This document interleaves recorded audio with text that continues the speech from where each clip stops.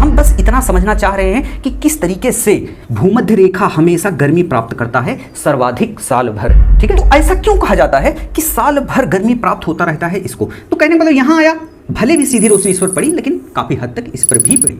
यहाँ आया, भले भी सीधी रोशनी इस पर पड़ी लेकिन काफी हद तक इस पर भी पड़ी। तो कहने का मतलब ये जो रेखा है विषुवत रेखा, ठीक है, भूमध्य रेखा, तो यहाँ पर आप मैप में देखिएगा जो भूमध्य रेखा गुजरी हुई है 0 डिग्री की अक्षांश रेखा, उस हर एक मैप में आपको दर्शाएगा। तो वहाँ पर वनस्पतियाँ और वर्षा की मात्रा बहुत अधिक होती है। कहने का मतलब क्या है, जहाँ पानी गिरेगा वहाँ वनस्पतियाँ, जीव जंतु और वहाँ पर समझिए हरियाली बहुत ज़्यादा रहेगी, लेकिन बारिश वहाँ पर बहुत ज़्यादा होगी।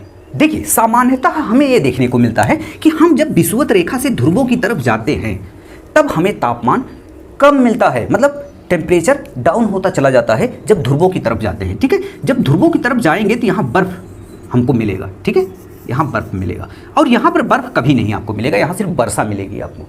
अब बर्फ और वर्षा का क्या मतलब कॉन्सेप्ट है, इसको थोड़ा समझ लेते हैं। देखिए बर्फ क्यों जमी, क्योंकि वहाँ का जल ऊपर नहीं जा पाया, तभी तो बर्फ जमा।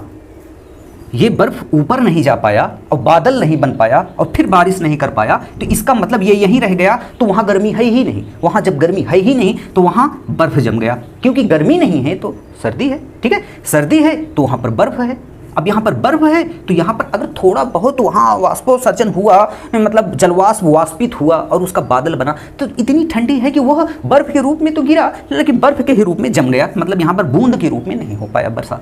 अब यहाँ पर क्या है, यहाँ पर भाप के रूप में उड़ा और जल के रूप में बरस गया। तो ये सब कॉन्सेप्ट हैं वर्षा के। तो यहाँ पर जो भी है जल वह बर्फ के रूप में है ध्रुवों पर, और यहाँ पर जो भी जल है वह एक बार गैसीय फॉर्म में होकर के, तापमान अधिक होने के कारण गैसीय फॉर्म में होकर के बादल बनकर फिर बूंदों के रूप में यहाँ पर वर्षा हो जाती है। कारण यही सिर्फ है कि सूर्य का तापमान साल भर यहाँ पर हाई टेम्परेचर अपना व्यवस्थित किए हुए है, एकदम समझ लीजिए स्थापित किया हुआ है। यहाँ पर टेम्परेचर डाउन नहीं होता है। यहाँ समझ लीजिए मूसलाधार वर्षा दोपहर के बाद यहाँ पर होती है, क्योंकि दिन भर मतलब सुबह 6 बजे से लेकर के दोपहर 12 बजे तक इतना हाई टेम्परेचर यहाँ पर पड़ता है कि वहाँ पर इतना ज़्यादा जलवाष्प बनकर के ऊपर उठता है और बादल बन के दोपहर बाद यहाँ पर वर्षा कर देता है। डेली का नियम है। इस प्रकार आप इतना तो समझ गए होंगे कि यहाँ पर टेम्परेचर हाई है और जैसे जैसे हम उत्तर की तरफ जाते हैं या दक्षिण की तरफ जाते हैं हमें तापमान कम मिलता जाता है। तो ये क्षैतिज वितरण का ये प्रारूप है, याद रखिएगा। क्षैतिज वितरण जो है यहाँ से लेकर के इधर जब जाएंगे तो टेम्परेचर हमें डाउन पड़ेगा यहाँ। ठीक है, पोल की तरफ जाएंगे टेम्परेचर डाउन पड़ेगा। तो एक छोटा सा फॉर्मेट है,